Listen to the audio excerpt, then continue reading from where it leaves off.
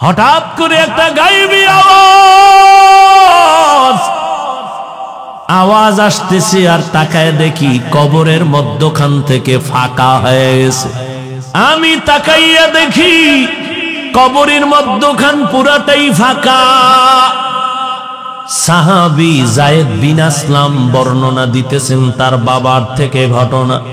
এক আল্লাহর বান্দা একটা শিশু বাচ্চা কাঁধের মধ্যে নিয়ে বড় আদর করতেছে। খলিফাতুল মুসলিমিন ওমরের নজর পড়ে গেল। ওমর ডাক দিয়া কয়, বাবা শুনিন, এই বাচ্চাটাকে যারে এত আদর করেন, বলে আমার সন্তান। এত আদর কেন করেন? ওমরে ফারুক বসে আছেন মসনদের ভেতরে, খেলাফতের আদালতে।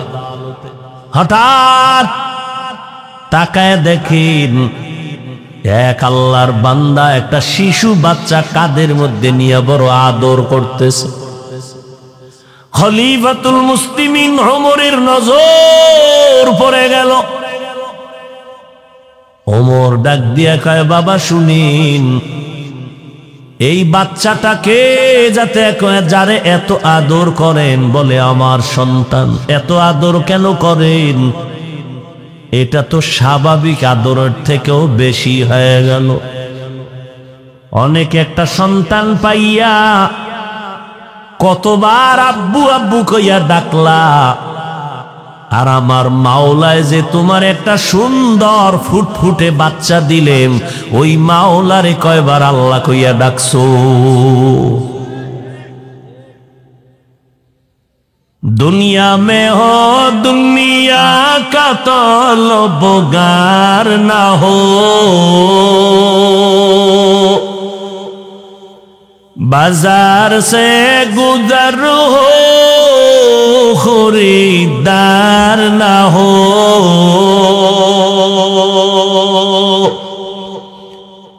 दुनिया में हो दुनिया का तलबगार ना हो, बाजार से गुजर हो खरीदार ना हो। ये दुनिया एक मिसले कागज फूल है, ये दुनिया एक मिसले कागज फूल है। जिंदगी में बंदगी तू कर नहीं, जिंदगी में बंदगी तू कर नहीं,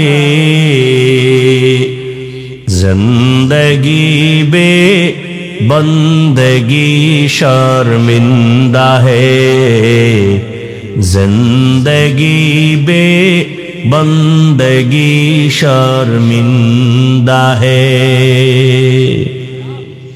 এরে আল্লাহর গোলাম ওমরে ফারুক ডেকে বলেন, বাবা সন্তানটাকে এত অস্বাভাবিক আদর কেন করেন? আল্লাহর বান্দা বলেন, খলিফাতুল মুসলিমিন, এই সন্তানটা আমি পাইতে গিয়া কত ইতিহাসের পেছনে রচিত হয়ে আছে আমার অন্তরে। দুনিয়ার মানুষ জমিনের মধ্যে সন্তান পায় আব্বু কয়া ডাকে, আমার কাদের সন্তান জমিনের কোন সন্তান না, এ সন্তান হলো জমিনের নিচের থেকে আমি এনেছি, মাটির নিচের, এটা আমার সন্তান। তুমি এটা কি কও? জমিনের উপরে সবাই সন্তান পায়, তুমি জমিনের ভিতরে পাইলা কেমনে? আল্লাহর বান্দা চোখের পানি ছেড়ে কান্না শুরু করলেন। পয়গম্বরের সাহাবী যায়েদ বিন আসলাম রাদিয়াল্লাহু তাআলা আনহু তার বাবার থেকে এই ঘটনার বিবরণ দিচ্ছেন। আল্লাহর বান্দাকে ওমর বলে, আপনি বলেন আপনি সন্তান মাটির নিচের থেকে কেমনে সংগ্রহ করেছেন, কিভাবে? আল্লাহর বান্দা বলেন, ও খলিফাতুল মুসলিমিন, আল্লাহ আমাকে একটা নেককারিনী বিবি দান করেছেন, কপাল আমার ধন্য। আমি যদি একটু গাফলতি করি, আমার স্ত্রীর মধ্যে আমলের বেলায় কোনো গাফলতি নাই, আমাকে পর্যন্ত সতর্ক করে, ঘুমের থেকে আগে আগে উঠে আমাকে উঠায়, ওযুর পানিটা পর্যন্ত আগায় দেয় আমার স্ত্রী। ধন্য কপাল আমার। আমাকে যে কোনো বিপদে আমাকে সান্ত্বনা দেয়, কলিজা ঠান্ডা হয়ে যায়। আল্লাহ কইছে, চেষ্টা করা তোমার কাম, ফলাফল দেওয়ার কাম আমার আল্লাহ। আমার স্ত্রী চেষ্টার মধ্যে কোনো ত্রুটি করে নাই। খলিফাতুল মুসলিমিন হযরত ওমর ঘটনা শুনতেছেন অধীর আগ্রহে। আমার স্ত্রী নেক আমলের বেলায় আমাকে উদ্বুদ্ধ করেন। রোজা আসতেছে, নফল রোজা রাখার নিয়ত না থাকলেও স্ত্রী রাখে, আমাকেও বুঝায়, উদ্বুদ্ধ করে, আমিও রাখি। নফল নামাজ না পড়লেও আমার বিবি পড়ে, আমাকে উদ্বুদ্ধ করে, আমিও পড়ি। হঠাৎ আমার ঘরে আমার স্ত্রী একা, পেটের মধ্যে সন্তান এসে গেল, কেউ পাহারা দেওয়ার নাই। হঠাৎ করে আওয়াজ, যুদ্ধ বেঁধে গেছে বেঈমানের সাথে, আর দেরি করা যাবে না, চলো যুদ্ধের ময়দানে চলো। আমি খবর পাইয়া পেরেশান হয়ে গেলাম, আমার স্ত্রী একা, অসুস্থ বাচ্চা পেটের ভেতরে, যুদ্ধের ময়দানে কেমনে যায়, এটাও আমার বড় একটা ওজর। পেরেশানির ছাপ আমার কপালে চলে আসলো। হঠাৎ আমার স্ত্রী আমার কপালের মধ্যে এই পেরেশানির ছাপ দেখে বলে, স্বামী আমার কি পেরেশানি নিয়ে ভুগতেছেন? ঘটনা যখন বললাম, আমার স্ত্রী ঠান্ডা মেজাজে হাসি মুখে আমাকে সান্ত্বনা দিয়ে কয়, আমার মাওলা আমাদের হেফাজতের মালিক, আপনি ঘরে থাকবেন, আর আমাদের মুসলিম পরিবারের ভাই বোনেরা মার খাবে যুদ্ধের ময়দানে, এটা হতে পারে না। আপনি চলে যান, আমি আল্লাহর কাছে দোয়া করব, আল্লাহ আমাদের হেফাজত করবেন। আর আল্লাহ যদি হেফাজত করেন, কেউ তাদের ক্ষতি করতে পারে না। হেফাজতের মালিক কে? কাদের কুদরত দারি বার কামাল, আনতা রব্বি আনতা হাসবি যুল জালাল, তুহি কাদের জলিলুল্লাহ জাহাদার, বহর হালে তুহি মে আ। এরে পর্দার আড়ালের আম্মা জানেরা, আপনাদের জীবনটা কতই যে ধন্য। আপনারা নবীদের মায়ের মতো দামি মা, সাহাবায়ে কেরামদের মায়ের মতো মা, আলেম ও হাফেজে কোরআনের মায়ের মতো মা। এই জমিনে আপনারা খাদিজা রাদিয়াল্লাহু আনহার মতো ইতিহাস শ্রেষ্ঠ নারী। আরে আম্মা জান, আপনারা আয়েশা রাদিয়াল্লাহু আনহার মতো দামি নারী, ফাতেমা রাদিয়াল্লাহু আনহার মতো নারী, ঈসা নবীর মা মারিয়াম আলাইহাস সালামের মতো দামি নারী, ইসমাঈল নবীর মা হাজেরা আলাইহাস সালামের মতো দামি নারী, বেঈমান ফেরাউনের স্ত্রী জান্নাতি নারী আসিয়ার মতোই আপনারা নারী। আরে আম্মা জান, আপনার আদর্শ যদি সুন্দর হয়, আপনি আম্মার একটা আদর্শের দ্বারাই এই দাম্পত্য জীবন সুখময় করাটা অনেক সম্ভব। এরে আম্মা জান, একটা স্বামী কামাই করে কত টাকা বেতন, যদি জানে 20,000 টাকা বেতন, 500 টাকা যদি বেশি আসে জিজ্ঞাসা করে 500 টাকা বেশি কেন? এই মাসে একটা জবাব দিল, সামনে মাসেও যদি বেশি আনে জবাব দিল। এইভাবে যদি জিজ্ঞাসা করে আর বুঝাইতে থাকে, জমিনের কোন স্বামী কোনো দিন না খায়া থাকলো হারাম খাবে না। এরে আম্মা জানেরা, একটা সন্তানকে যদি আপনি আদর্শওয়ালা বানাইয়া বারবার বুঝাইতে থাকেন, নামাজের দাওয়াত দেন, কোরআন তেলাওয়াত, কোরআনের তালিম দেন, বুঝাইতে থাকেন, এই সন্তান আপনার আশীর্বাদ আর দোয়া নিয়ে কামিয়াবির দরজায় চলে যাবে। আল্লাহর বান্দি সান্ত্বনা দিয়ে কয়, স্বামী আমার যুদ্ধের ময়দানে চলে যান, আল্লাহ হেফাজত করবেন আমাদেরকে, আমরা গুনাহ করি নাই, ফেরেশতা দিয়া আল্লাহ হেফাজত করবেন। খলিফাতুল মুসলিমিন আমার স্ত্রীর সান্ত্বনার বাণী শুনিয়া আমি যুদ্ধের ময়দানে যাওয়ার জন্য রেডি হয়ে গেলাম। এমন টাইমেও আমার স্ত্রী আমাকে উপদেশ দেয়, বুঝায়, ও স্বামী আমার, যেহেতু সফরে যাইতেছেন একটু সুন্দর করে ওযু বানায় 2 রাকাত নামাজ পড়ে যান।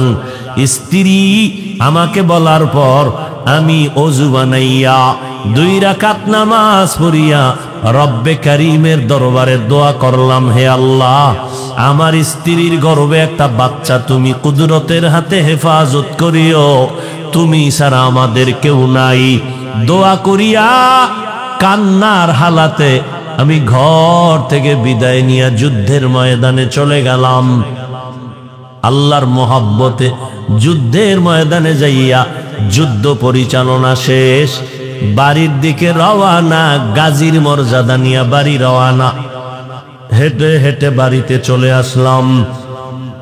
বাড়ির যত কাছে আগাই কেমন যেন শরীরটা নিস্তেজ হয়ে যায়, শক্তি দুর্বল, পেরেশানি পেরেশানি ভাব। বাড়ির আঙ্গিনায় যখন ঢুকি পুরা বাড়িটা নীরব, মনে হয় যেন একটা শোকের অবস্থা চলতেছে, কোনো আওয়াজ নাই।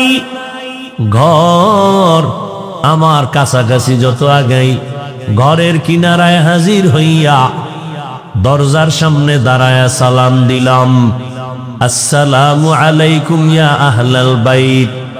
কিন্তু ঘর থেকে কোনো আওয়াজ নাই। ঘুইরা গিয়ে দেখি দরজার পেছনে তালা লাগানো, পার্শ্বে আমার চাচতো ভাইয়ের ঘর। ডাক দিলাম, কিরে আমার ঘরে তালা কেন? ভাই কান্না অবস্থায় বেরিয়ে ডাক দিয়া কয়, রে ভাই, তুমি যখন যুদ্ধের ময়দানে গেছো, তোমার স্ত্রী আমার ভাবি হঠাৎ অসুস্থ হয়ে জমিন থেকে বিদায় হয়ে গেছে। আমরা দাফন কাফন করাইয়া ঘরের মধ্যে তালা লাগাই দিস। আল্লাহর বান্দা কান্না করে বলে, ভাই, কপাল আমার কি পরীক্ষায় পড়ে গেলাম, চলো বিবির কবর কোথায় দিছো জিয়ারত করে আসি। সন্ধ্যাবেলা চাচতো ভাইয়ের সাথে কবরের দিকে রওয়ানা। বাগানের ভেতরে, বাড়ির পেছনে যতই সামনে আগাই কোনো লাইট নাই, বাতি নাই, কিন্তু পুরা জঙ্গল, বাগান, আলো আলো ভাব। যত আগাই তত দেখি আলো, তত আলো। কিনারায় যাইয়া দেখি কবরের মাঝখান থেকে একটা আলোর বাতি এরকম উপরের দিকে ঝলমল করতেছে, আর ওই আলোতে পুরা বাড়ি, আঙ্গিনা আর বাগান আলোকিত হয়ে আছে। কবরের মধ্যখান থেকে আলো কেম, আমি কান্না করে বেহুশ হয়ে যাইতেছিলাম। সিদ্ধান্ত নিলাম কবরটা খনন করে দেখব এই আলোটা কেন আসে।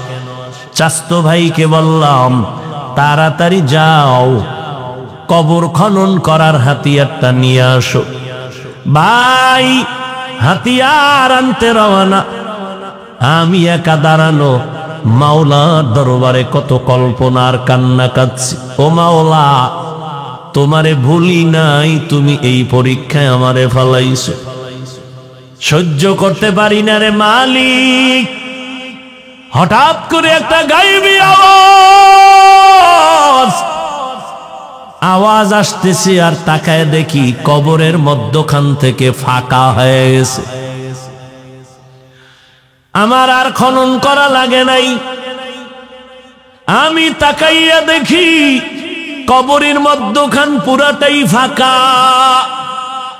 সাহাবী যায়েদ বিন আসলাম বর্ণনা দিতেছেন তার বাবার থেকে ঘটনা। নবীর সাহাবী আবার ওই বাবা ওমরে ফারুকের ঘটনার বিবরণ দিতেছে। আমি যখন দেখলাম কবর ফাঁকা, একটু নজর করে তাকাইয়া দেখি আমার স্ত্রীর বুকের উপরে দুধের বাচ্চাটা মায়ের বুকে খেলাধুলা করতেছে। আর একটা গায়েবী আওয়াজ, তুমি কবরে নাইমা বাচ্চাটা কোলে নাও, এটা তোমার সেই মোহব্বতের বাচ্চা। তুমি যুদ্ধের ময়দানে যাওয়ার বেলায় দোয়া করেছো, আল্লাহ আমার বিবির গর্ভের বাচ্চা হেফাজত করিও। ওই দিন যদি তুমি বিবির জন্য দোয়া করতা, আল্লাহ স্ত্রীকেও হেফাজত করিও। আজ আইসা তুমি স্ত্রীকেও সুন্দরভাবে পেয়ে যাইতা। আস-সাইয়ু মিন্নি ওয়াল ইতমামু মিনাল্লাহ। বান্দার কাজ হলো চেষ্টা করো। বাচ্চা হাঁটতে পারে না, মা বাবা বাচ্চাটারে দাঁড় করায় কিছুক্ষণ ধইরা ছাইরা দেয়, এইবার পিছনে যায় হাত এভাবে করে আসো আসো, 2 কদম দিয়ে হাঁটো হাঁটো আসো। বাচ্চা 1 কদম দেয়, কাই তুইয়া পুইরা যায়, ধাম কইরা মায়ে গিয়া আবার হাত ধইরা ফালায়। আল্লাহ কয়, বান্দা আমি জানি তুমি চূড়ান্ত সফলতায় যেতে পারবা না, তুমি দুর্বল, কিন্তু আমি দেখব তোমার চেষ্টা আছে কিনা, কান্নাকাটি আসেনি, ভিতরে কলবের মধ্যে জ্বালা যন্ত্রণা আসেনি, তোমার ভেতরে তামান্না, তুমি একটু কান্না আসে না, চেষ্টা করো কিনা কান্নার। তুমি জিহ্বা নাড়ায় বলনি মালিক তোমার পরিচয় দাও, তোমার দেওয়া নেয়ামত খাইলাম, সূর্যের আলো, চাঁদের আলো, পানি, বাতাস, মাছ, ফলাফল, ফসল, কিন্তু তোমারে এখনো পর্যন্ত চিনলাম না। তোমার খাওয়া খাইয়া শক্তির বাড়াই করি, কোনদিন একদিন তোমার কদমে সেজদায় লুটাইয়া পড়লাম না, কোনদিন মন খুইলা মোনাজাত করতে পারি নাই। ও আল্লাহর বান্দারা, আল্লাহ বলে চেষ্টা করো। কয়দিন চেষ্টা করেছো রে বাবা? দুনিয়া পাওয়ার জন্য তো চেষ্টা কম করো নাই। টাকা লাগবে, এখন তোমাকে কক্সবাজার থেকে টেলিফোন করলে তুমি দৌড়ায় গেছো। ঢাকা যাওয়া লাগবে, তুমি দৌড়ায় গেছো। অসুস্থ রোগীরে রাইখাও চলে গেছো, টাকা লাগবে।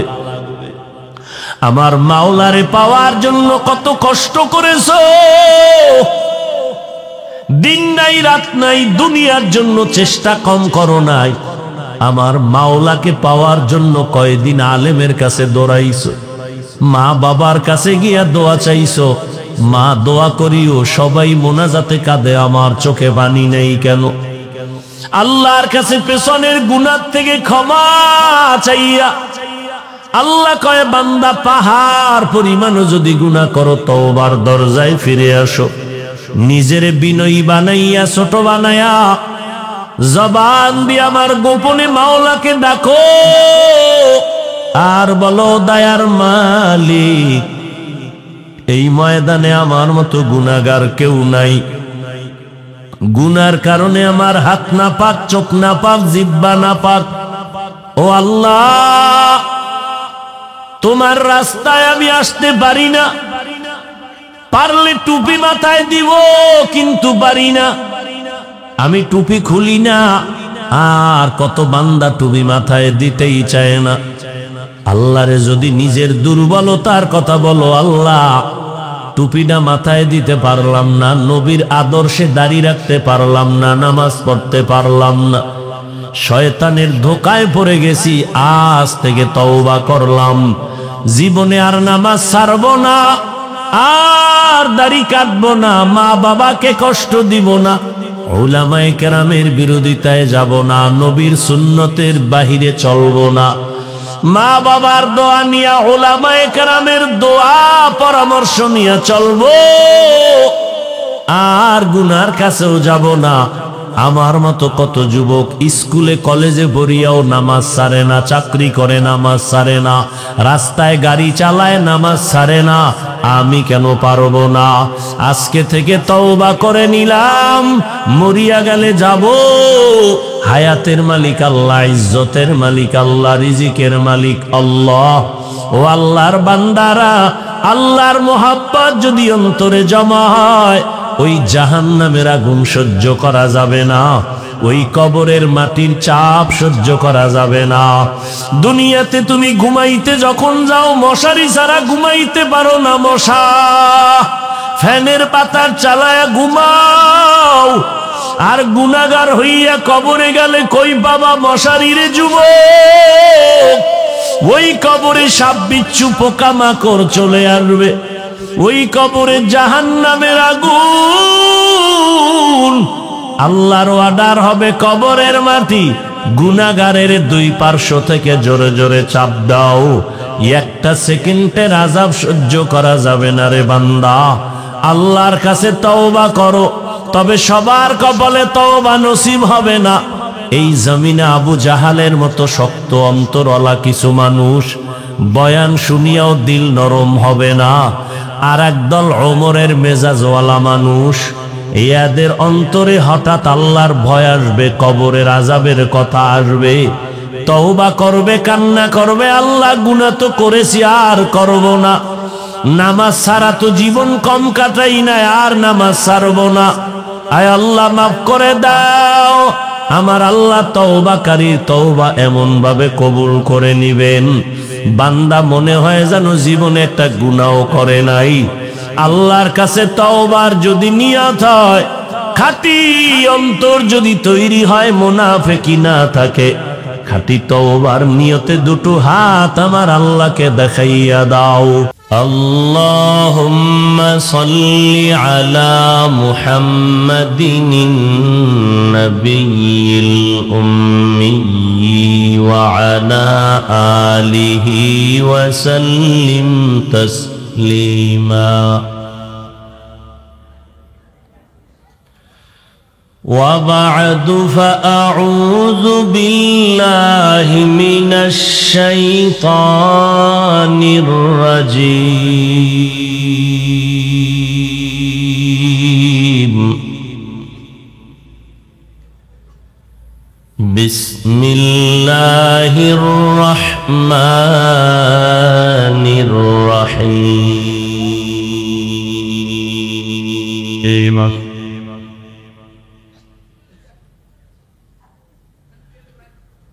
والذين جاهدوا فينا لنهدينهم سبلنا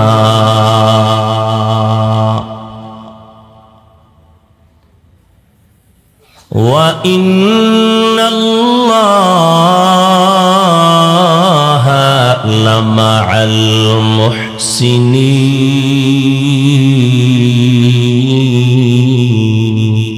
المحسنين.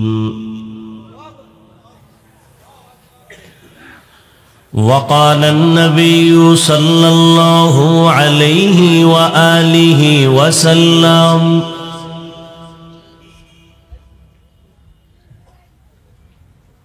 من تواضع لله رفعه الله،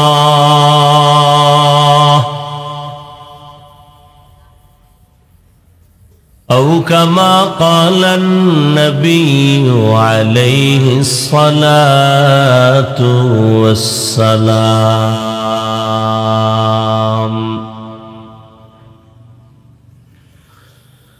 صدق الله مولانا العظيم وصدق رسوله النبي الأمي الكريم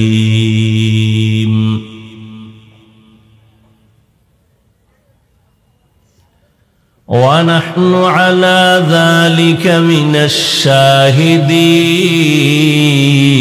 والشاكرين والذاكرين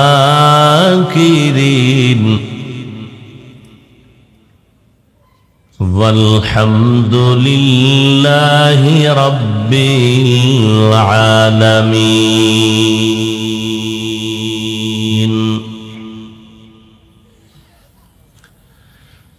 سبحانك لا علم لنا إلا ما علمتنا إنك أنت العليم الحكيم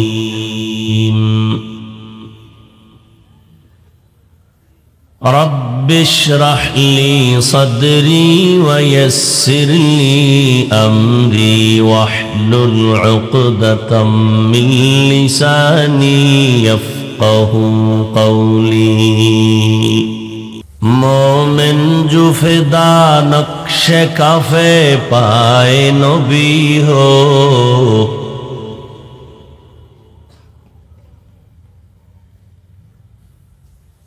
مومن جو فدا نقش کفے پائے نبی ہو زیر قدم آج بھی عالم کا خزینہ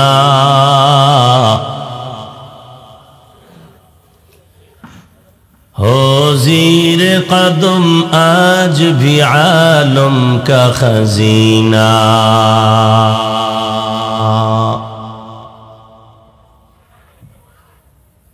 گر سنت نبوی کی کرے پیروی امت گر سنت نبوی کی کرے پیروی امت طوفان سے نکل جائے گا پھر اس کا سفینہ طوفان سے نکل جائے گا پھر اس کا سفینہ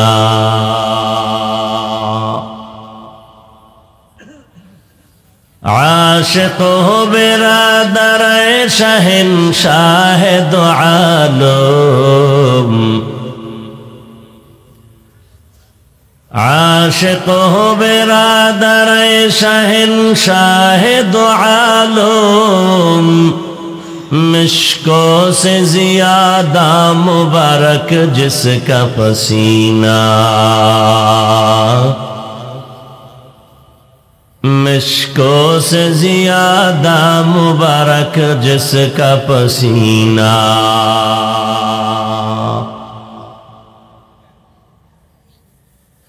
کر دل میں تڑپ ہو میرے آقا کا زیارت کر دل میں تڑپ ہو میرے آقا کا زیارت ایک آن میں آئین بھی دخلا دے مدینہ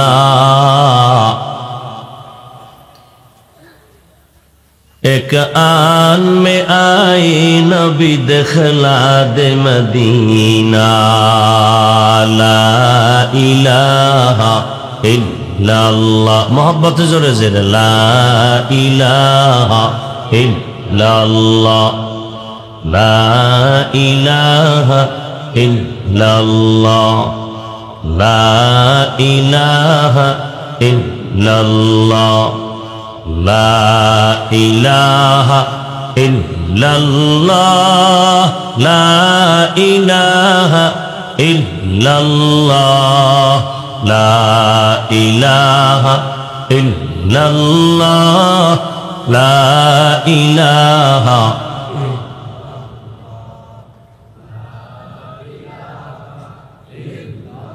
এই এটা কি খাওয়ার স্টাইল কি শুরু হইল? কিয়ামতের আলামত। আপনারা 2-4 ঘন্টা বাদাম বুট এগুলো না খাইলে মরে যাবেন। হ্যাঁ, আপনারা স্বাভাবিক মনে করতেছেন, আর আমি মনে করতেছি পৃথিবীর নিকৃষ্ট এক বেয়াদবি। এর থেকে আর বড় বেয়াদবি হতে পারে না। সবগুলো বের করে দেন। চালাকি,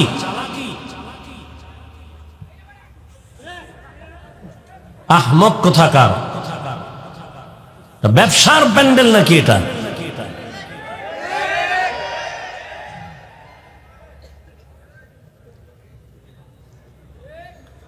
লা ইলাহা ইল্লাল্লাহ, লা ইলাহা ইল্লাল্লাহ, লা ইলাহা ইল্লাল্লাহ, লা ইলাহা ইল্লাল্লাহ, লা ইলাহা ইল্লাল্লাহ, লা ইলাহা ইল্লাল্লাহ, লা ইলাহা ইল্লাল্লাহ, লা ইলাহা ইল্লাল্লাহ, লা ইলাহা ইল্লাল্লাহ, লা ইলাহা ইল্লাল্লাহ, লা ইলাহা ইল্লাল্লাহ, লা ইলাহা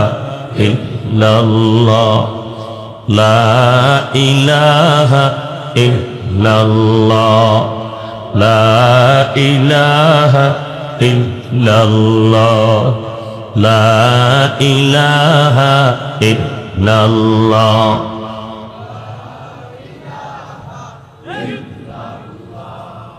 লা ইলাহা ইল্লাল্লাহ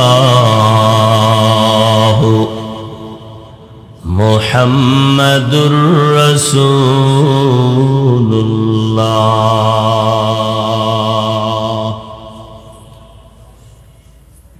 বেহেশতের বাগান, দুনিয়ার সাথে এই প্যান্ডেলের সাথে কোনো কালেকশন নেই। এখানে যারা বসছে এখন অন্য জগতে আছে, দুনিয়ার জগৎ থেকে মুক্ত তারা, আর এখন বেহেশতি মানুষ। দুনিয়ার চিন্তাই মাথায় থাকা যাবে না, থাকলে কপাল পড়ে যাবে।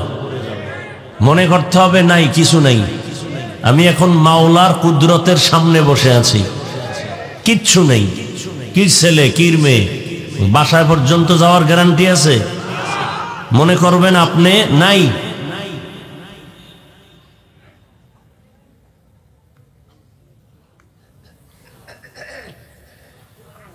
ঐতিহ্যবাহী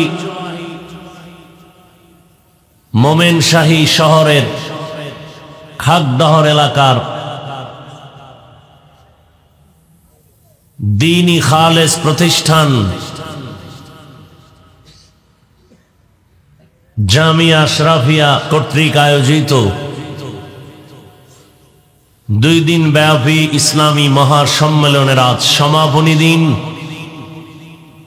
উপস্থিত মুহতারাম সম্মানিত সভাপতি, প্রধান অতিথি, বিশেষ অতিথি বৃন্দ, হযরত উলামায়ে কেরাম,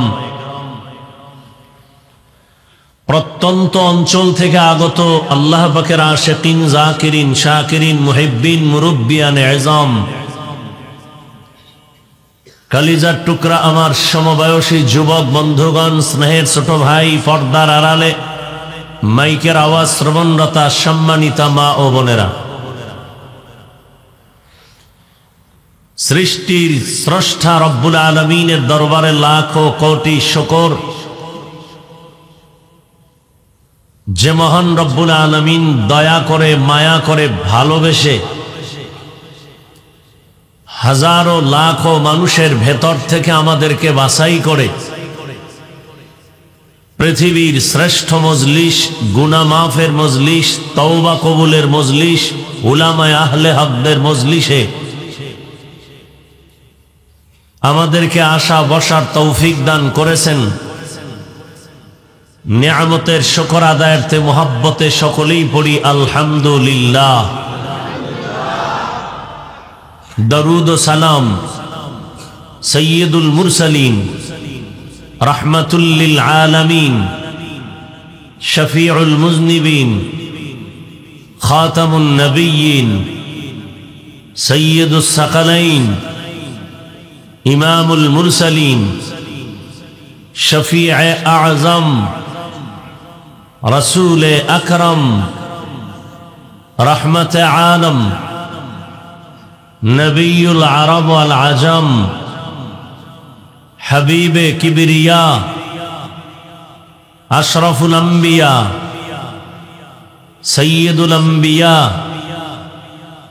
শফিউ মাহশর সাকি কৌসর आकाए नामदार मदीना का ताजदार आफताब नबूवत फख्र मौजूदात सैयदुल मखलूकात हजरत मुहम्मदुर रसूलुल्लाह सल्लल्लाहु अलैहि व आलिहि वसल्लमेर ऊपर আপনারা কি বোবা? তো দরুদ পড়লে কি গুনাহ হবে? তো এত বছর ওয়াজ শুনলেন, এরপরও বলে দিতে হবে? বলেন, পড়লেন না কেন? রসুলের সাথে এত দুশ্মনী কেন? শরীরের সবটুকু শক্তি দিয়া কঠিন থেকে কঠিন অন্তরের অন্তঃস্থল থেকে চূড়ান্ত মোহাব্বতের পরিচয়ে আওয়াজকে উজাড় করে আর একবার নবীর নামে দরুদ পড়েন সবাই এক আওয়াজে। আবার পড়েন। একবার পড়েছেন, 3টা পুরস্কার পেয়ে গেছেন, 10টা গুনাহ মাফ হয়ে গেছে, 10টা নেক আমল নামায় যোগ হয়েছে। আপনার মর্যাদা রব্বে করিমের দরবারে 10 গুণ বেড়ে গেছে। हर के बाशुद आमिले सल्लु मुदाम आतिशे दुज़ुक शावद बरवे हराम। বেশি বেশি বেশি বেশি দরুদের আমল করার তৌফিক আল্লাহ আমাদেরকে দান করেন। বাঙালির বদঅভ্যাস, জেলাফি না থাকলে দরুদ পড়ে না, অথচ যেখানে থাকবেন, হাঁটেন, চলেন, বসেন, সর্বাবস্থায় দরুদ লাগবে কি লাগবে না? বসে আছেন দরুদ পড়েন, শুইয়া আছেন দরুদ পড়েন। যত জমিনে দোয়া হবে, দরুদ ছাড়া কোনো দোয়া কবুল হবে না। মসজিদে ঢুকতে দোয়া আছে না নাই? দরুদ ছাড়া পড়েছেন, কামিয়াব হয়নি। বের হইতে দোয়া আছে না নাই? দরুদ ছাড়া দোয়া পড়েছেন, কামিয়াব হবে না। মসজিদে ঢুকতে প্রথম সুন্নাত ডান পাও দাও, দ্বিতীয় সুন্নাত বিসমিল্লাহ বলো, তৃতীয় সুন্নাত দরুদ পড়ো, চতুর্থ সুন্নাত হলো দোয়া পড়ো, পঞ্চম সুন্নাত হলো ইতিকাফের নিয়ত করো। খবর নাই? ওলামায়ে কেরাম দরুদ সহ বিসমিল্লাহ সহ দোয়াটা এভাবে আমাদের শিখিয়েছেন। এমনকি রসুলের রওজা মোবারকে সালাম দিতে যখন হাজী সাহেবরা ঢুকেন, ওই গেইটের মুখে লেখা আছে বিসমিল্লাহি ওয়াসসালাতু ওয়াসসালামু আলা রাসূলিল্লাহ আল্লাহুম্মা গফির লি ওয়াফতাহ লি আবওয়াবা রাহমাতিক। আবার যখন বের হবেন, বিসমিল্লাহি ওয়াসসালাতু ওয়াসসালামু আলা রাসূলিল্লাহ আল্লাহুম্মা ইন্নী আসআলুক। বের হতে হবে কোন পা দিয়া?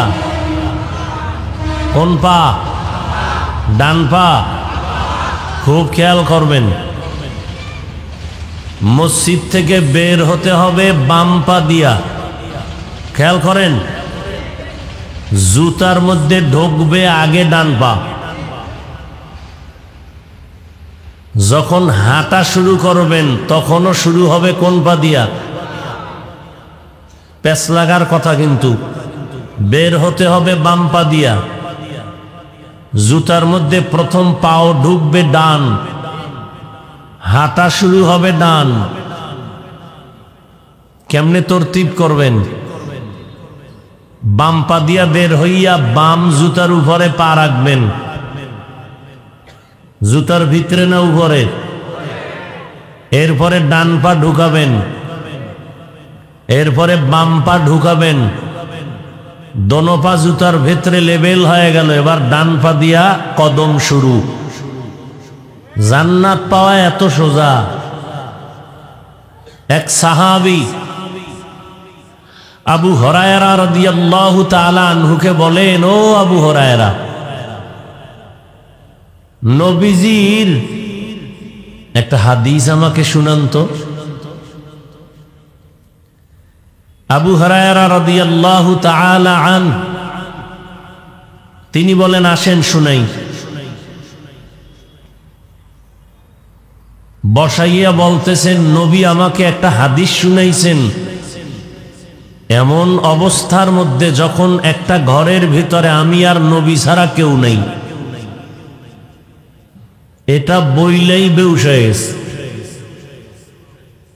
চিৎকার দিয়া। কিছুক্ষণ পর হুশে আসার পরে আবার এই এক কথা, ওই হাদিসটা আপনাকে শুনাবো যেই হাদিসটা রসুল আমাকে শুনাইছেন এমন হালাতে যখন রসুল আর আমি আবু হুরায়রা ছাড়া কেউ ছিল না। আবার চিৎকার দিয়া বেহুশ হয়ে গেছে। আবার হুশে আসছেন, আবার বলতেছেন, রসুল আমাকে হাদিসটা মোহব্বত লাগায় শুনাইছেন এমন এক অবস্থার মধ্যে যখন একটা ঘরের ভেতরে আমি আর রসুল ছাড়া কেউ নাই। আবার বেহুশ। কয়বার হইল? তিনবার। হুশে আইসা চতুর্থবার বলে, নবী হাদিস শুনাইছেন কিয়ামতের ময়দানে দুনিয়ার সমস্ত আহলে হকদের নজরে নিশ্চিত জান্নাতি তিনটা মানুষ। আল্লাহ তাকে হাজির করবেন তিনজনকে। এরা জান্নাতি না জাহান্নামী? কথা বলে না। দুনিয়ার নজরে কি? জান্নাতি। এই তিনজনকে রসুল বলেন আল্লাহ সামনে দাঁড় করাইয়া তিনজনার হালাত জিজ্ঞাসা করবেন একজন একজন, আর বলবেন, এই জাহান্নামের ফেরেশতা, এদের হাতে হ্যান্ডকাপ লাগায় জাহান্নামে নিয়ে যাও। এমন কোন তিন ব্যক্তি নিশ্চিত দুনিয়ার আলেম, দুনিয়ার হক্কানীদের নজরে জান্নাতি, কিন্তু আল্লাহ তদন্ত করে করে করে করে বলবেন, এই প্রথম সিরিয়ালের জনকে জাহান্নামে নাও, দ্বিতীয় সিরিয়ালের ব্যক্তিটাকেও জাহান্নামে নাও, তৃতীয় সিরিয়ালের ব্যক্তিকেও জাহান্নামের শিকল লাগায় নিয়ে যাও। বড় কঠিন কথা। দুনিয়ার সবার নজরে তারা জান্নাতি,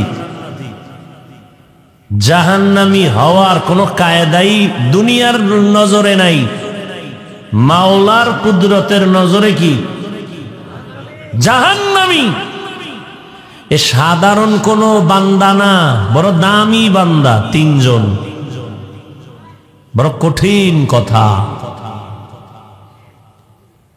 قال النبي صلى الله عليه وآله وسلم إن الله لا ينظر إلى صوركم وأموالكم ولكن ينظر إلى قلوبكم ونياتكم أو كما قال النبي عليه الصلاة والسلام।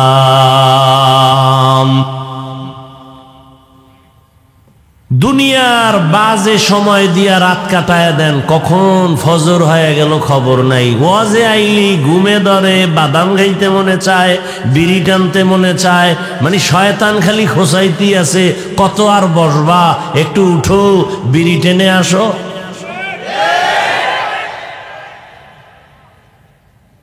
ওই যে আমি বলি না, যারে শয়তানে ধরে কাম থুইয়া কাম করে।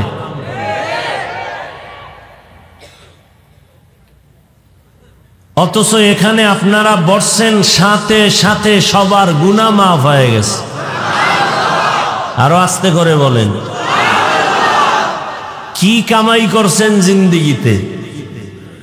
ভাবসাব তো বহুত, মনে হয় যেন জান্নাত রিজার্ভ করে ফেলেছেন।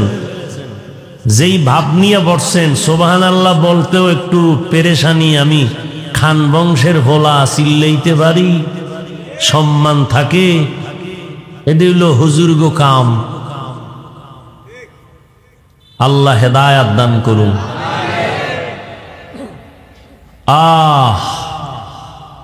এখানে যতক্ষণ এই মজলিসটা চলমান, ততক্ষণ অনবরত আল্লাহ তাআলা রহমত বর্ষণ করবেন,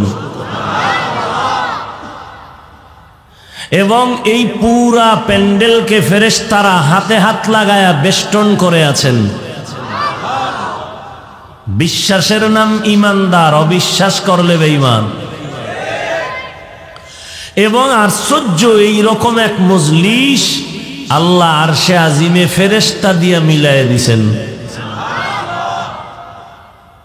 আল্লাহ সব জানেন না, সব দেখেন না, এরপরও ফেরেশতাকে বলে, এই ফেরেশতারা, খাগডহর মাদ্রাসার ময়দানে এরা কারা আসছে, কেন আসছে?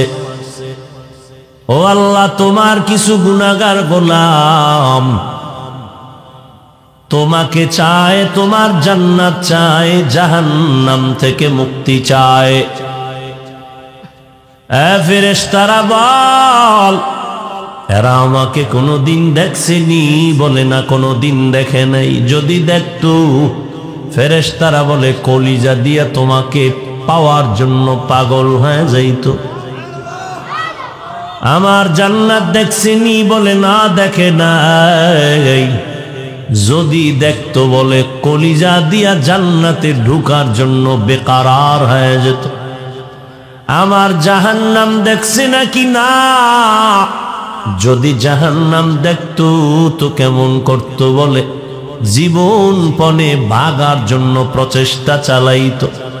ফেরেশতারা, তোদের সাক্ষী বানায় বলতেছি, তোরাই তো এক সময় বাধা দিছিলি মানুষ বানাবার কোনো প্রয়োজন নেই, এরা আমার ইবাদত করবে না।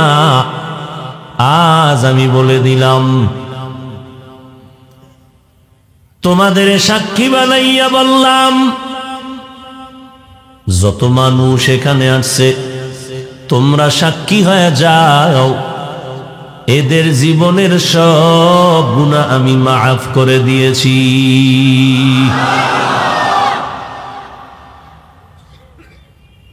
এত বরকতের মজলিস, তাই এমন একটা মজলিস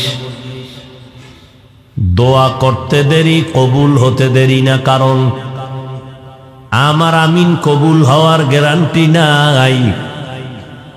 ময়দানের ভেতরে আপনাদের বহু আল্লাহর গোলাম এখানে আছেন, যাদের আমিন বলবে ফেরত যাবে না। আল্লাহ এ মাহফিল পুরা অঞ্চলের জন্য হেদায়াতের ওসিলা বানায় দেন। মাহফিলের বরকতে পুরা অঞ্চলের সমস্ত কবরওয়ালাদের জান্নাত দান করেন। আমাদের হায়াতে আল্লাহ বরকত দান করেন।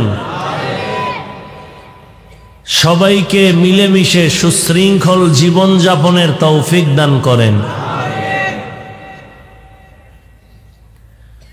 গতকাল এবং আজ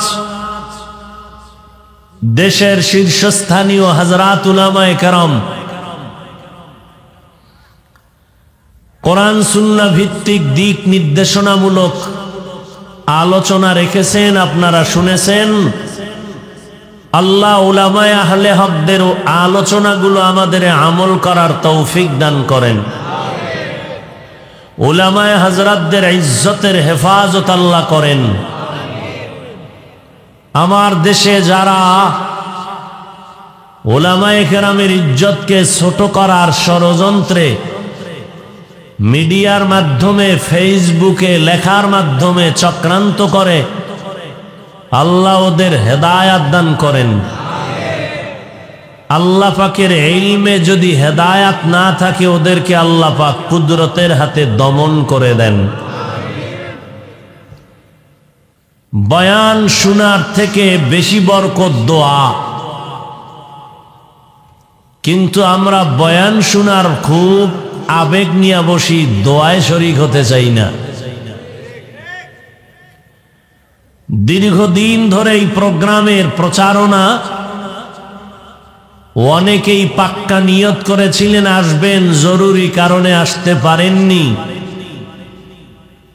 এদের কারণটা আসলেই যদি জরুরি হয় তো না আসলেও আসার সওয়াব পেয়ে যাবেন। কিন্তু দুঃখ তাদের জন্য যারা এসেছেন কিন্তু প্যান্ডেলে ঢুকতে পারেন নাই। এই আপনারা কি শুরু করলেন? বয়ান শুরু করলাম না, এর মধ্যেই গজব শুরু। তো আপনি বসতে পারবেন না, ঢুকলেন কেন? ওই আমার আরো ভাইরা দাঁড়ায় আছে, এদের মতো দাঁড়াইয়া ফাঁকে ফাঁকে গিয়া বিড়ি টানতা, কেউ দেখতো না, কারো ক্ষতিও হতো না। কপাল খারাপ হইলে কি করা? আল্লাহ হেদায়াত দান করুন।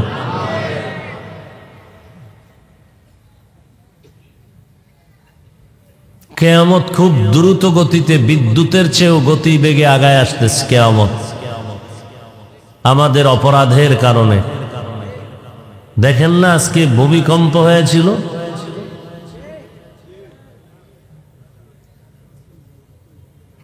ভয় পাইয়া উঠে গেলাম ঘুম থেকে, কাঁচা ঘুম, ফজরের পরে ঘুমাইছি, রাত্রে তো ঘুমাইতে পারি নাই, আর ঘুমই হলো নাই ভয়ে, বিল্ডিং শুদ্ধা কাঁপে। চিন্তা করলাম মাত্র কয়েক সেকেন্ড, আল্লাহ যদি এটা 1 মিনিট রাখে, তা জমিন ধ্বংস করতে তো 1 মিনিটও লাগে না, সব শেষ।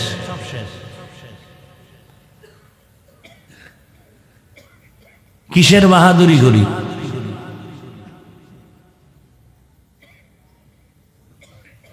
করোনা গেল, এখন ডেঙ্গু এসে করোনার থেকেও বেশি মানুষের প্রাণ কেড়ে নিল। কেমন জানি শুধু গজবের মাত্রা বেড়ে যাচ্ছে, আগুনের গজব। হঠাৎ শুনি অমুক মার্কেটে আগুন, অমুক বিল্ডিং এ আগুন, খালি আগুন।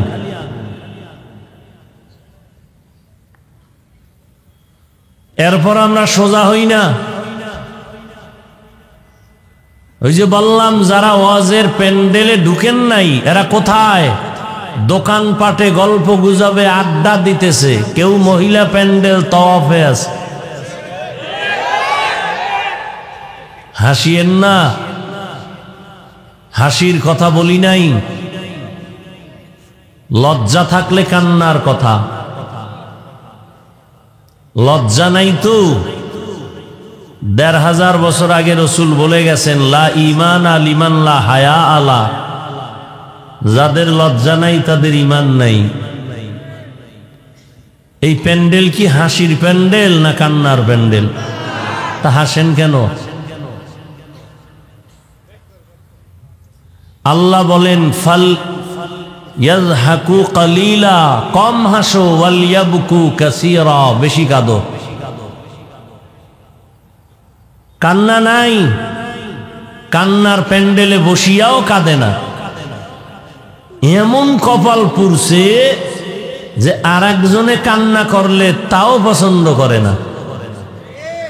কি কয় জানেননি? দেখ লজ্জা নাই, কেমনে কাঁদে। ওরে তোমারে তো জুতার বাড়ি দিয়া জিজ্ঞাসা করা দরকার, কান্নার প্যান্ডেলে বইছো, ও বেহায়া বেলাজা, তোমার চোখে পানি নেই কেন? নাটকের প্যান্ডেলে বৈশা যদি কেউ না হাসে তখন সেখানে কথা হইল আলাদা। এই ভাই, হাসির প্যান্ডেলে বসছো, হাসো না কেন? এটা তো কান্নার প্যান্ডেল, কাঁদবেই। কান্না নাই কেন? এটা আশ্চর্য। কান্না করা আশ্চর্য না, কান্না নাই কেন? গুনাহ করে করে দিলকে পাথর বানিয়েছো গুনার কারণে, শক্ত পাথর। এই শক্ত পাথরওয়ালা দিলওয়ালার চোখে পানি আসে না। দিল নরম করার একমাত্র মেডিসিন তাহাজ্জুদের নামাজ। অতিও গভীর হয় রজনী যখন, নীরবে প্রভুর নাম জপিও তখন। প্রভুর করুণা যদি পাইবারে চাও, গভীর রাতে উঠে প্রভুর গুণগান গাও। গল্প করে কত রাত কাটাইলি রে বাঙালি যুবক বৃদ্ধ মুসলমান। বিবাহের অনুষ্ঠানে নাচতে নাচতে কত রাত কাটায় দিলা। কি মিশা হইতেছি? আহ, মাওলায় যদি তোমার ভিডিও ক্লিপটা টেনে দেয়, এমন একটা রাত কি দেখাইতে পারবা? ও আল্লাহ, গুনার কাজে যত রাত কাটাইছি, নেকের কাজে অনেক রাত কাটায় দিছি। বয়ান শুই না, ঘুমাই নাই। ঘরে আসার পর সুন্দর করে অজু বানাইয়া তাহাজ্জুদের মুসাল্লায় দাঁড়ায় গেছি। ফজরের আজান হয়েছে, নামাজ পড়িয়া তারপরে সূরা ইয়াসিন তেলাওয়াত করে ঘুমিয়েছি। আপনাদেরও দিন যায় রাত যায়, আমগো দিন যায় রাত যায়। ফলাফলের বেলায় কে কতটুকু আগানো একটু চিন্তা করেন না। আল্লাহ কোনো পশুকে চিন্তা করার মেধা দেন নাই, মানুষকে দিয়েছেন। একটু চিন্তা করা দরকার। সময়ের অনেক দাম। সময়কে যারা কাজে লাগিয়েছে তারা মরিয়া অমর হয়ে আছে। ইতিহাসের পৃষ্ঠা তাদেরকে বারবার স্মরণ করায়। মানুষ কলিজে দিয়া দোয়া করে। ও যুবক, কি জীবনে অর্জন করেছো বলো তো? মরে গেলে কি তোমাকে কেউ মোহাব্বতে স্মরণ করে দোয়া করবে এমন কোনো কাজ করছো জীবনে? মায়ের সাথে বেয়াদবি, বাবার সাথে বেয়াদবি। এমন একটা মানুষ নাই যার সাথে তুমি খারাপ আচরণ করো নাই। সারাটা রাত মোবাইল সামনে নিয়ে শুধু গুনাহ দেখেছো সারা রাত। শিক্ষকের সাথে বেয়াদবি, ওলামায়ে কেরামের সাথে বেয়াদবি, চতুর্মুখী অভিশাপ তোমার কপালে। এমন একটা কাজ তুমি করো নাই যে কাজে খুশি হয়ে কেউ দোয়া করবে, যে কারণে মোনাজাতে অনেকে কান্না করে, তোমার চোখে পানি আসে না। কার অভিশাপ যেন তোমার কপালে লেগে আছে। এটা একটা জীবন হইল, জীবন ভর খালি মানুষের কষ্টই দিলা, কারো উপকার করতে পারলা না। তুমি একটা মানুষ, অথচ তোমার মতো আবার কত যুবক আছে 5 ওয়াক্ত নামাজ পড়ে, মা বাবার খেদমত করে, আলেমদের দোয়া নিয়ে চলে। নাই? তোমার মতোই যুবক, তোমার লাইনেই পড়ে, জীবনে মাদ্রাসায় পড়ে নাই। এতবার বলার পরেও কি আপনাদের কানে ঢুকে নাই? আমি বয়ান ছেড়ে দিব? হ্যাঁ, কি মনে হয় আমি মোমেন শাহী না আসলে আমার না খাইয়ে মরা লাগবে? বয়ান নাই দেখে কষ্ট করিয়া চলাফেরা করি। সে জোহরের নামাজ পড়ে বয়ান করলাম নেত্রকোনা, মাগরিবের নামাজ পড়ে বয়ান করলাম গাজীপুর, ঢাকা।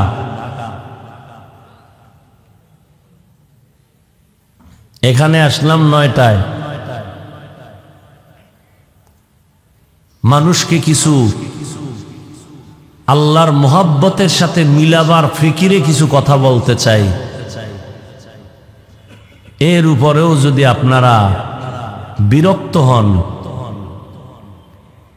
বিভিন্ন প্রতিবন্ধকতা তৈরি হয়, বড় আফসোস।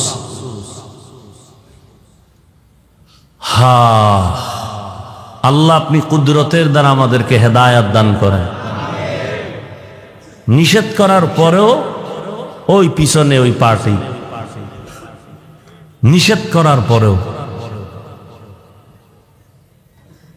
আশ্চর্য বিষয়, আমরা এমন মুরব্বীর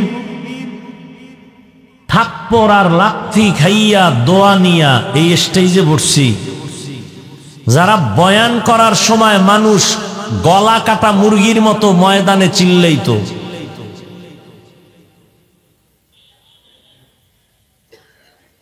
একজনে সেখানে পান খাইতো, ও সামনে যা পাইতো ওটা দিয়ে পিটাইতো।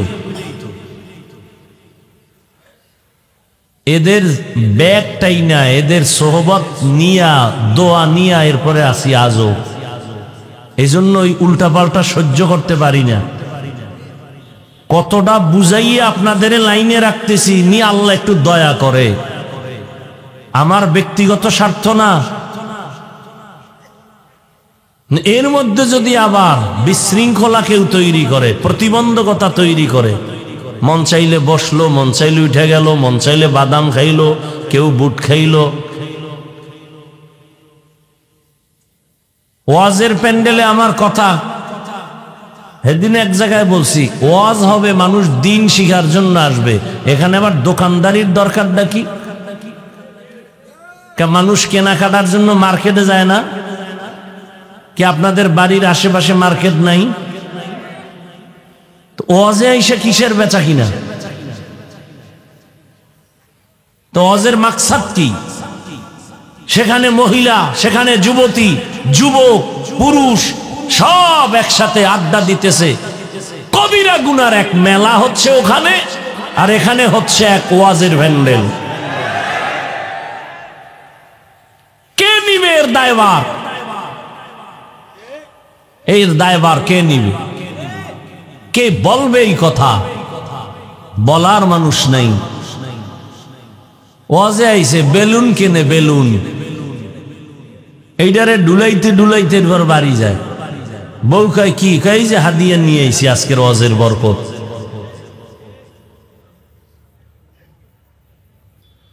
আহ, এ জীবনে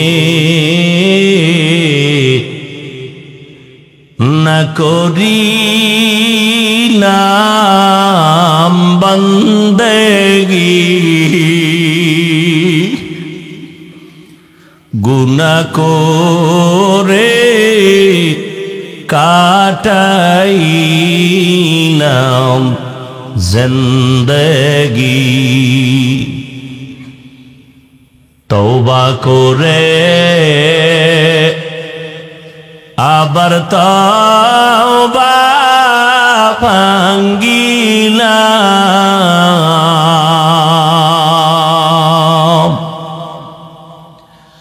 তওবা করে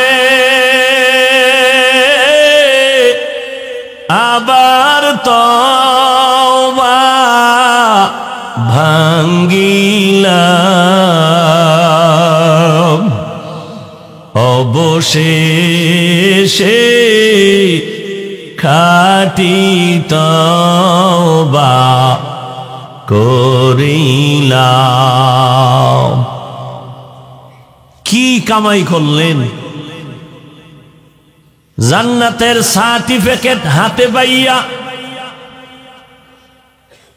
আল্লাহ ফেরেশতা জিবরাইল পাঠায়, কয় নবী 10 জন সাহাবাদের জানায় দেন এরা বিনা হিসাবে জান্নাতি।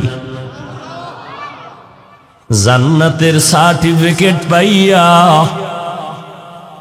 আবু বকর সারা রাত নামাজে দাঁড়ায় কান্না করে, মায়ার নবী হুজরার থেকে তাকাইয়া শুনে কান্নার আওয়াজ।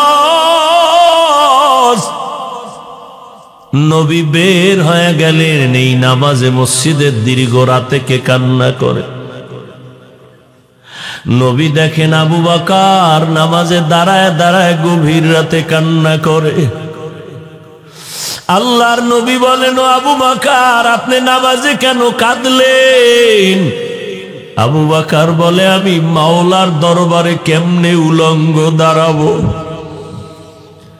মালিকের দরবার বড় কঠিন, যেখানে আপন বলতে কেউ থাকবে না। একদিকে সূর্যের গরম, অপরদিকে জাহান্নামের গরম। চতুর্মুখী আওয়াজ। আল্লাহ নিজেও রাগান্বিত আওয়াজ তুলে বলবেন, লিমানিল মুলকুল ইয়াউম লিল্লাহিল ওয়াহিদিল কাহ্হার। ও যুবক, তোমরা কি মনে মনে ভাবতেছো মাওলার কোরআন বুঝি মিথ্যা? আজকে যদি একটা যুবক দাঁড়ায় বলতে পারো, হাফিজ ভাই কোরআনের মধ্যে একটা ভুল পাওয়া গেছে, যদি প্রমাণটা দিতে পারো, আমি এখন দাড়ি কেটে ফেলবো, আমি এখন জামা ফালাইয়া প্যান্ট শার্ট টাই লাগায় রাস্তায় গান শুরু করব, আমি আল্লাহর বিরুদ্ধে কথা বলবো, নামাজের বিরুদ্ধে কথা বলবো, একটা ভুল পারলে কোরআন থেকে বের করে দেখাও। তুমি কে? তোমার থেকে বড় বড় মহাপণ্ডিত ১৫০০ বছর পর্যন্ত অপচেষ্টা কম করে নাই। আল্লাহর কোরআনের একটা ভুল বের করার অপচেষ্টা করিয়া তারা ব্যর্থ হয়ে গেল। অনেকে ব্যর্থ হইয়া কালেমা পড়ে মুসলমান হয়ে গেছে। ও যুবকেরা, জবানটা নাড়াইয়া আমার মাওলার একটু জানায় দেও, আমার মাওলার কোরআন সত্য না মিথ্যা? কত পার্সেন্ট সত্য? ওই আল্লাহর কোরআনে কি জান্নাতের বয়ান আসেনি? ওই আল্লাহর কালামে কি জাহান্নামের বয়ান আসেনি? কে জান্নাতে যাবে, কি জাহান্নামে যাবে, আল্লাহ তাও বয়ান করেছে। ইন্নাল আবরারা লাফি নাঈম ওয়া ইন্নাল ফুজ্জারা লাফি জাহিম। নেক আমলওয়ালারা জান্নাতি, যারা গুনাহগার তারা হবে জাহান্নামী। তবে তওবার দরজা খোলা আছে। চির জাহান্নামীও যদি মাওলার কাছে ২ ফোঁটা চোখের পানি ছেড়ে কান্না করে, আমার মাওলা কয়, সন্তান যখন কান্না করে মা বাবার মায়া মোহাব্বত বাড়ে, কাছে টানে আর কোলে নেয়, চুমু খায়। ছাত্র যখন কান্না করে শিক্ষকের কাছে নিজের বিনয়ী ভেসে দুর্বলতা প্রকাশ করে, কান্না দেখে শিক্ষকের মায়া মোহাব্বত বাড়ে, কাছে টানে আর চুমু খায়। ওই শিক্ষক আর মা বাবার থেকে আমার আল্লাহর মায়া মোহাব্বত কি কম? দুনিয়ার ভিতরে আল্লাহ 1% মায়া দিয়া বাকি 99% আল্লাহ আলাদা জমা রাখছেন।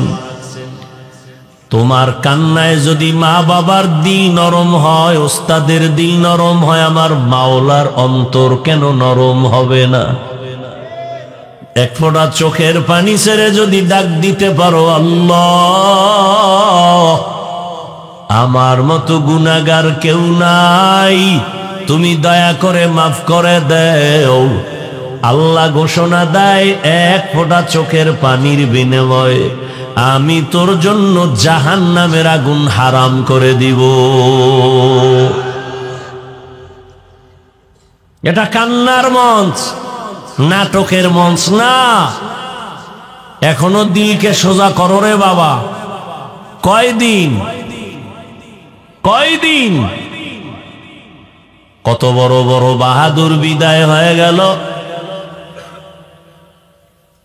এমন একটা দিন নাই যুবকের মরণের লাশের খবর নাই, একটা দিনও নাই। প্রতিদিন যুবকের মরণের খবর।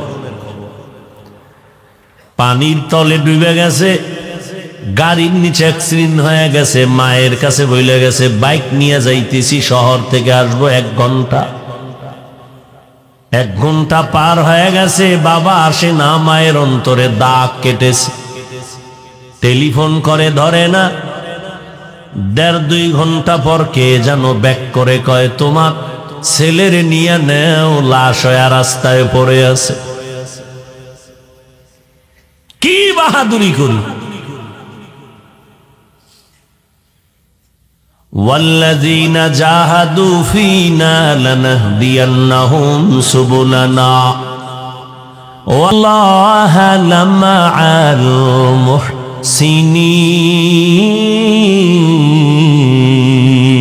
المحسنين। আল্লাহ বলেন যারা চেষ্টা করে আমাকে পাওয়ার জন্য, আমি আল্লাহ তাদের জন্য বহু রাস্তা খুলে দেই যাতে করে আমাকে পেয়ে যায়। ওয়া ইন্নাল্লাহা লামাআল মুহসিনিন, আমি আল্লাহ সব সময় যারা মুহসিন তাদের সাথেই থাকি। ছোট একটা হাদিস পড়েছি, নবী বলেন মান তাওয়াযা লিল্লাহ রাফাআহুল্লাহ, যারা আল্লাহর জন্য নিজের বিনয়ী করে, ছোট বানায়, আল্লাহ তাদের মর্যাদা বড় বানায় দেয়। কষ্ট হইতেছে তো? আমিও বেশি টাইম আপনাদের অন্তত আজকের জন্য নিব না, কারণ শুরুর থেকেই মনটা খারাপ করে দিয়েছে অনেকে। এজন্য আমি খুবই সংক্ষেপে তর্জমাটা শেষ করলাম। এবার আর 10 মিনিট শুধু ব্যাখ্যা করে দোয়ার দিকে আগায় যাব। কারণ এত বছর এখানে আসি, এই বছর দেখলাম কিছু চালাক মানুষ স্টেজের প্যান্ডেলে বসা। চালাক ভালো, অতি চালাক ভালো না। অতি চালাকের আরেক নাম বেয়াদব। লিকুল্লি শাইইন জিনাতুন ফিল ওয়ারা ওয়াজিনাতুল মারই তামামিল আদাবি আজ খোদা খা হি মে তৌফিক আদব বে আদব মাহরুম গাশ আজ ফজলে রব। এমনিই তো আইতাম না, কাসিমি শাহ হুজুর দামাত বারাকাতুহুমের কারণে কিছু কিছু প্রোগ্রাম আগের তুলনায় বাড়ায় দিছি। কারণ এই সমস্ত অঞ্চলে আসলে মানুষের মনও বুঝি না, বয়ানও বুঝি না। সারাক্ষণ চিল্লানের পরেও কয় মন মতো অজয় নাই। তাই জন্য নতুন কোরআন লাগবে না কি লাগবে আল্লাহই ভালো জানে। আর এক সময় তো আইছি অনেক অনেক 2 দিন 3 দিন থাইকে থাইকে ওয়াজ করছি। সেই ছাত্র জীবন থেকে প্রোগ্রাম করতাম। আমার তো মনে হয় না মুক্তাগাছার কোন এলাকা বাদ আছে বয়ান করা ছাড়া। মোমেন শাহী আশেপাশে যত অঞ্চল, মোটামুটি জামালপুর, শেরপুর বাদ আর নাই। যতটুকু সম্ভব মানুষের দোয়া নেওয়ার চেষ্টা করেছি, বেয়াদবি করি নেই। আল্লাহ, মানুষের জীবনের সফলতার মূল চাবি আদব। যার মধ্যে আদব নাই ও যত বড় শিক্ষিত হোক ওর কোনো মূল্য নাই, কারো কাছেই দাম নাই। জীবনের আদবওয়ালা চরিত্র বড় মহামূল্যবান সম্পদ। আল্লাহ বলেন তোমরা চেষ্টা যদি করো আমাকে পাওয়ার জন্য আমি অনেক রাস্তা খুলে দিব, একটা না অনেক। কার জন্য আল্লাহ অনেক রাস্তা খুলবেন? যে চেষ্টা করবে। কাকে পাওয়ার? জবান খুলেন, কাকে পাওয়ার? আল্লাহকে পাওয়ার। আল্লাহকে পাওয়ার জন্য যে চেষ্টা করে,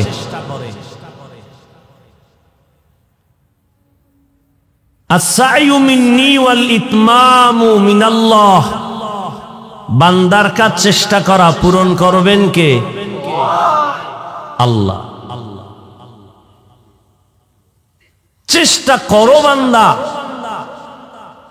দরজা খুলে দিবেন আমার আল্লাহ। জান্নাত পাওয়া অনেক সহজ, আবার অনেক কঠিন।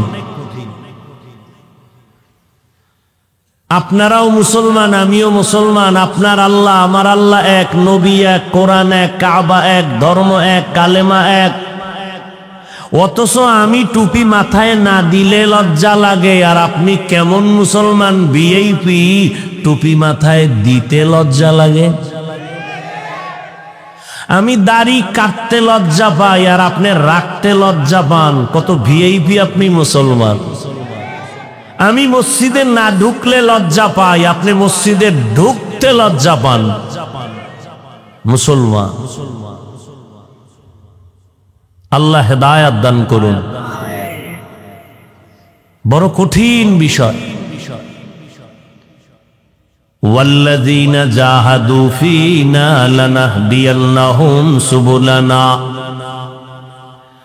যারা অন্তর দিয়া চেষ্টা করে আল্লাহ পাওয়ার জন্য, তবে চেষ্টা এক দিক থেকে হলে হয় না। এক হাতে তালি বাজে না, বিনা বাতাসে পানি নড়াচড়া করে না। বাচ্চা কান্না না করলে মা খানা দেয় না। এই জমিনের মধ্যে আল্লাহ ভালোবাসার চাদরের মধ্যে সবাইকে ঢুকায়া দিছেন ভালোবাসা।